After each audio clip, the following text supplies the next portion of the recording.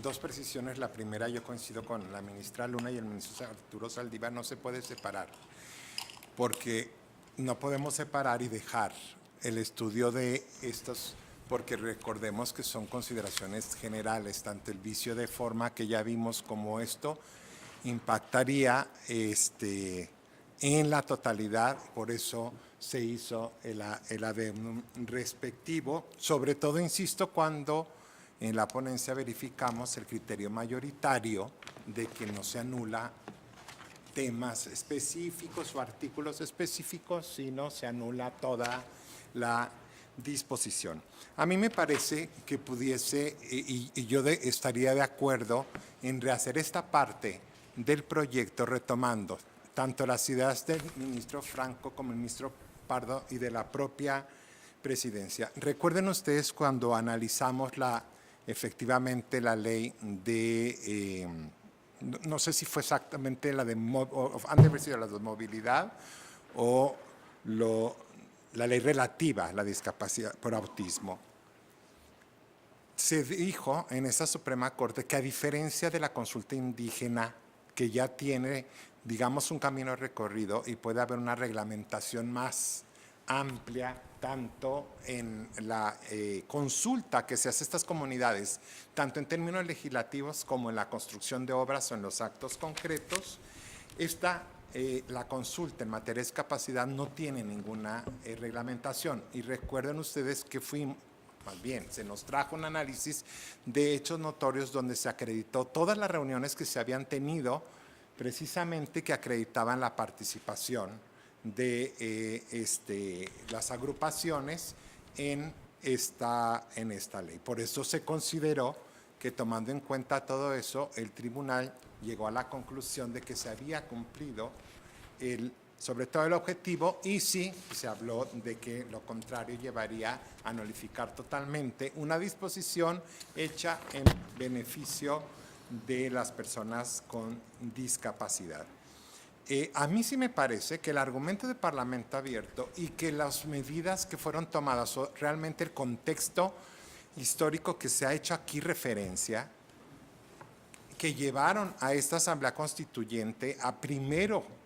realizar con un grupo de trabajo un primer proyecto que involucraba y que tenía por objeto recoger todas las aspiraciones de la sociedad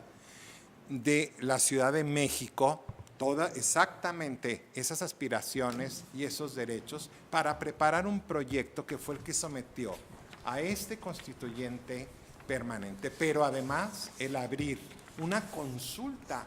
no solamente para las personas con discapacidad o para las comunidades indígenas, sino para todas las colectividades, asociaciones civiles, grupos o individuos que decidieran participar en este ejercicio democrático. Como les digo, se recibieron y aparece en esta plataforma más de 980 iniciativas. Todo mundo pudo participar. Yo creo que si el tratado, que nadie discute la aplicabilidad, si ustedes lo quieren o la mayoría, yo cambiaría definitivamente esa argumentación, pero sí señalar que en mi punto de vista, en las circunstancias particulares, el objetivo se cumple sin que tenga, porque no hay absolutamente ninguna regulación que obligue a hacer una convocatoria, ¿sí?, mucho menos nacional, porque estábamos hablando de la Ciudad de México, pero que esta puede surtirse con múltiples o de múltiples maneras y no forzosamente como una consulta popular, que puede estar mucho más reglamentada que llamado a un sector específico de la sociedad.